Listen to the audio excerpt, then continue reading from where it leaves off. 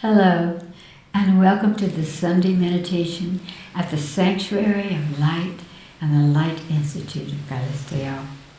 For those of you who are joining us for the first time, we divide our meditation into 3 parts. In the first part, we connect with our higher self. It's your own inner voice. It's the intuitive essence of your soul. We ask it to take a form, we draw it into our body, and we sit in meditation so that the vibration, the frequency of our higher selves, of our soul energy, is able to fill us and uplift us. I'll make a little Om sound, and you can push the button on your apparatus so that you can meditate for as long as you like. In the second part of the meditation, we reach up into the cosmos and imagine that we're pulling down a beam of pure white light down to the top of our heads, down into the stomach, into the solar plexus area. And from there, as we exhale, we laser that out across the planet, back up into the cosmos. Breathing in, we draw the white light down.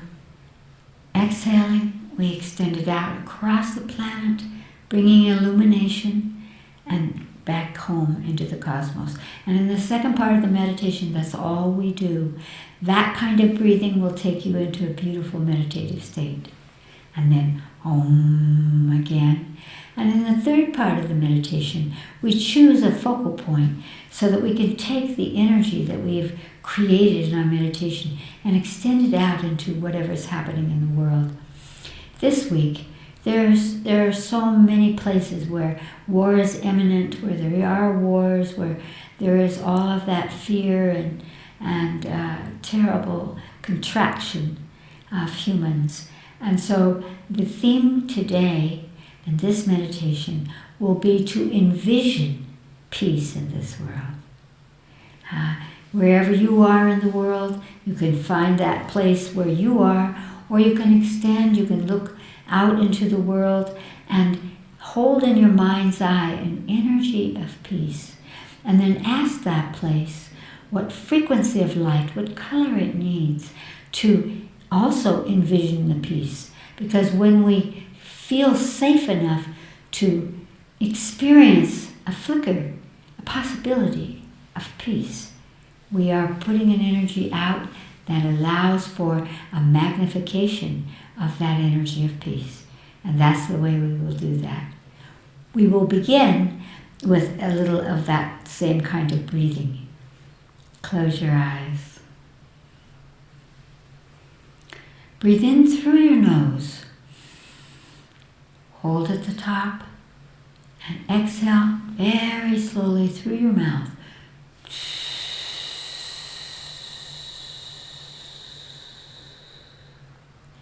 Once again, breathe in through your nose. Hold at the top. Exhale through your mouth. This brings out and activates our parasympathetic nervous system, which is the system of peace and safety and meditation.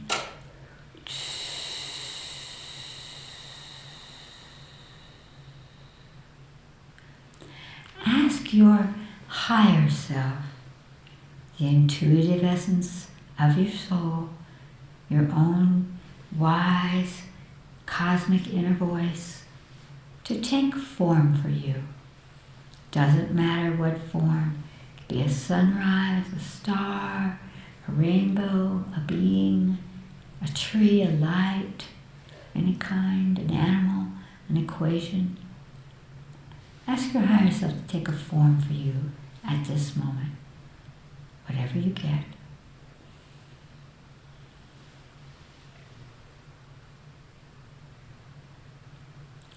Ask your higher self to touch your body where you are holding your divine essence at this moment.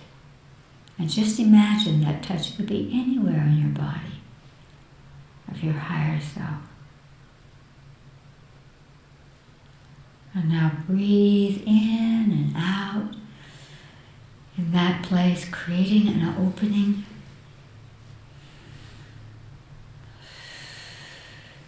And draw your higher self in through that point into your body. That point brilliant divine source. And now, with your higher self within you, the activation of that divine source, sit in meditation. Om.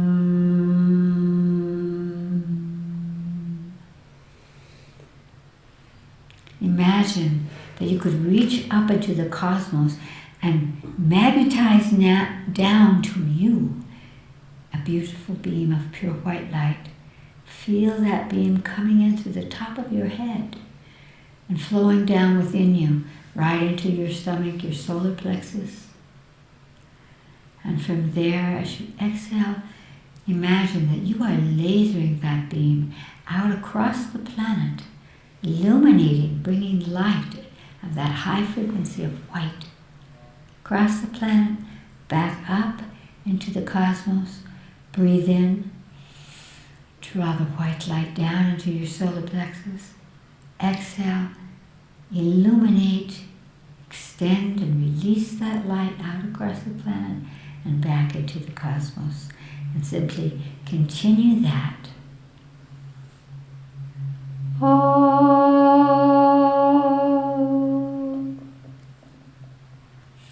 Imagine gathering the 8 billion plus humanity, into your mind's eye, one big group of humanity.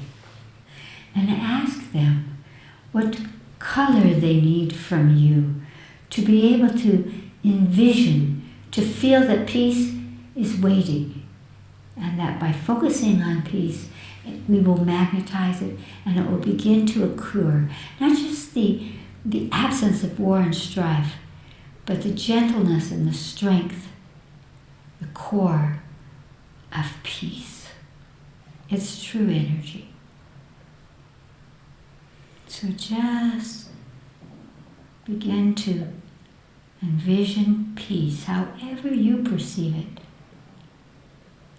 and wherever your higher self shows you to perceive it. It might be the giggle of children. It might be the beauty of nature. People communing together in happiness. Fearless reality. See what you get.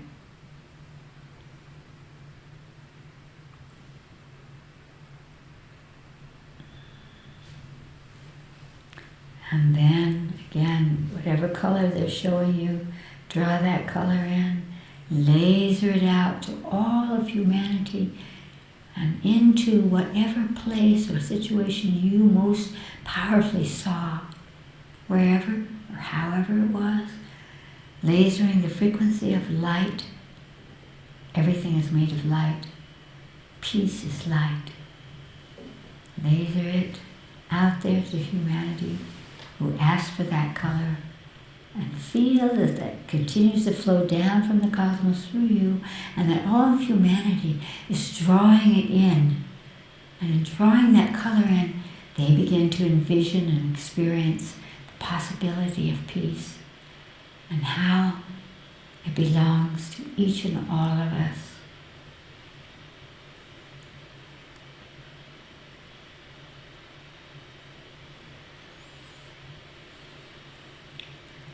Oh.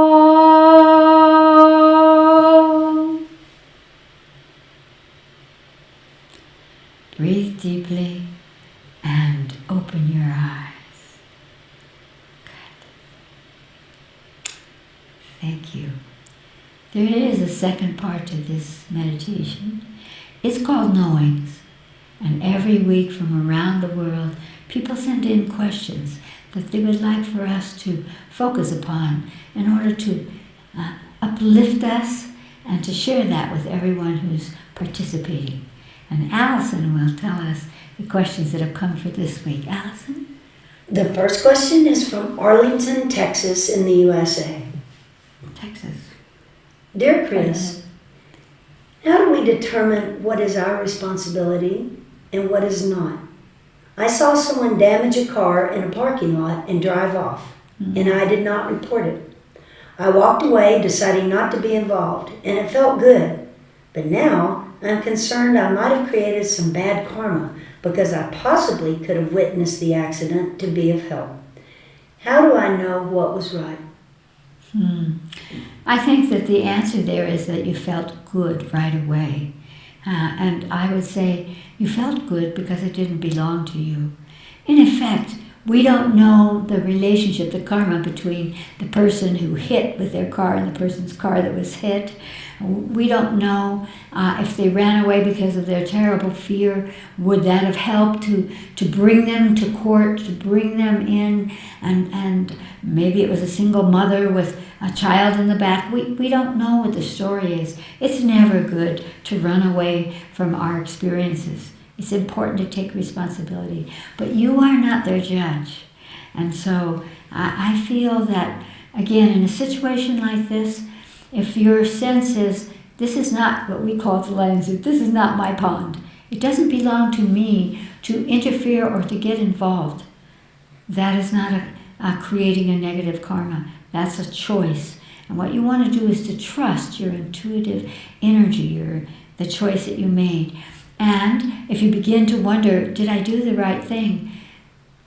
Bring that into your mind's eye, that situation. Ask it and those beings what color they need from you to be released from that situation themselves. And as we did before, reach up into the cosmos, pull down that color, that brilliant color of light, and laser it out to them. And in that way, you will have contributed in a healing way without having to feel that somehow your responsibility is to participate in the judgment or the punishment or the understanding of what was truly happening that we can't possibly know. You did it well. Just send light. Allison? The second question is from Vilnius, Lithuania. Lithuania. Chris, my father just died, and I stood by his bed while he passed from a terrible disease. He had it only a short time, but it was hard. At first, I was relieved for him to be free of his body, but a short while later, I became surprisingly angry at everyone and everything, and nothing in particular. And I still am to some extent. Chris, can you tell me why this happened? Well, first of all, anyone who we connect with that is a part of our sense of self, when they pass, it is actually what my higher self calls an initiation, a graduation. For them, your father is free of pain and is finished. And I know from working with clearing parents that a parent will never leave until you're ready. But of course, we never feel ready. And so you are in the process of bringing in those qualities that your father had, the best ones, and the energy of fathering. And so it's moving in you as if you were rebirthing a new aspect of yourself. The anger, and in this situation, it is not lovely to project it onto others, but it has a purpose. And that purpose is that it helps you to get up. You know, that anger always makes us move. And when there is death and one being is passing to another octave, to another reality, we must also go forward. What I have seen with many people who experience that kind of anger is, in effect, it's an unconscious perhaps or a deep emotional anger that your parent has left you. Inside us is always the elements, the experiences, the memories of childhood, of birth ourselves and our parents. And so I suspect that, unbeknownst to you, the anger that's coming up is, he left me. This happens sometimes when parents divorce, or when we can no longer see them, or they no longer support us, or we feel betrayed by them. And so I would suspect that anger has something to do with a sense of loss and a sense of betrayal, because he is not there. And now you will stand on your own fathering energy and your own powerful energy. It's an initiation. It's a graduation. It belongs to you. So you can ask your body, where am I holding that anger at any moment? What frequency of light, what color does it need to be released? And in that way, you will begin to move into the other aspects. It may be that emotionally, the depth of the mourning, the depth of the sorrow for that passage of your father has been a lot for you. And so you respond to that by anger. It will pass. It will pass, and you will take in, you will psychogenetically inherit more energetics that he can offer to you now as he's passed from his body. So go forward, and know that you will move through this time, and the anger will subside, and you have a way by clearing it from your body to release it, and also to have compassion for yourself that perhaps some aspect of you is really angry that he left you, and that's okay. Great love. The last question is from Algiers, Algeria. Algeria, hello. What is the best way to lighten a very heavy emotional situation? Wow, we've been talking about those, haven't we? Well, I would always say get above the fray. We feel when we enter into an emotional situation, a heavy situation, that suddenly takes over our life. That all of the chatter in our head, all of the feelings in our body are linked to that, and it becomes the point of reference for us. And this is not useful in terms of healing or going on. In my work, I would always say that everything that happens to you is happening not to hurt you, not to push you, but to illuminate for you choices that you have, to help you to say, oh, okay, this is this, and this is how I will respond, not react, but I will respond. And talking to your higher self and asking your higher self to give you the gift of consciousness to help you to, again, find your way through it, but at the same time, feel that you could get above it. Imagine, for example, that if you were actually rising up as if you were in a plane or something, you were going up, it would get smaller and smaller and smaller. And that is what is going to happen with time. This is the gift of time. It gets smaller and smaller and smaller. And so it's important for you to address it, but then amplify where your focus is. So you can address it by, where am I holding this? What color does it need? Higher self, show me a way through this. What is a possible solution? There's always many solutions. You can try one, the next, and the next. And at the same time, the way that you're going to get the answers is by getting above the fray. And so sometimes it's taking a walk in nature, doing other things as well, rather than having that be your whole reality at one moment. But to say, yes, here is a heavy emotional situation, but I can have happiness over here. I can have wonderment. I can have illumination about myself, about the world. I can participate in what is my true purpose.